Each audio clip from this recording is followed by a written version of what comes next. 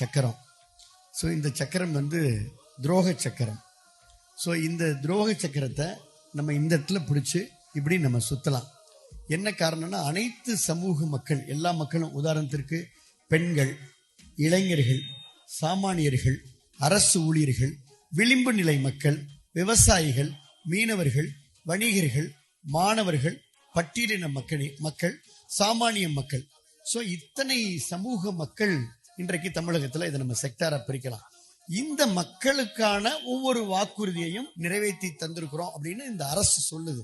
இந்த திராவிட முன்னேற்ற கழகத்துடைய அரசு, முதலமைச்சர் ஸ்டாலின், நீங்களே வாங்க, இந்த சக்கரத்தை இப்படியே நான் சுத்துறேன், சுத்தி அது ஏதாவது ஒரு இடத்துல நிக்கும். மாணவர்கள் நிக்குது. நீட் தேர்வு ரத்து செய்யப்படும் என்று வந்திருக்கிறது. நீட் தேர்வு ரத்து செய்யப்பட்டிருக்கிறதா என்பதை பொதுச் செயலாளர் 46 கூட்டத்திலையும் கேட்டுக்கிறாங்க. ரத்து செய்யப்பட்டிருக்கிறதா? வந்தோடனே முதல் கையெழுத்துல ஒழிப்போன்னு சொன்னது எதை? இப்ப ஒழிச்சிட்டாங்களா? இவ்வளவுதான். மகிழ்ச்சியா இன்னொருத்தர் சக்கரத்தை சுத்துங்க பார்ப்போம்.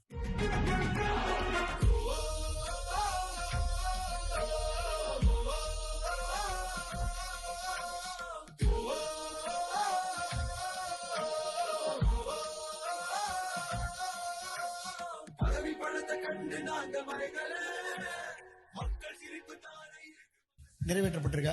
நீங்க ஒரு பத்திரிகையாளரா நீங்க என்ன சொல்லணும்னா, இப்ப அரசு ஊழியர்களுக்கு பழைய ஓய்வுத்திட்டை மீண்டும் அமல்படுத்தப்படும் என்று வாக்குறுதி கொடுத்தாங்களா? நன்றி.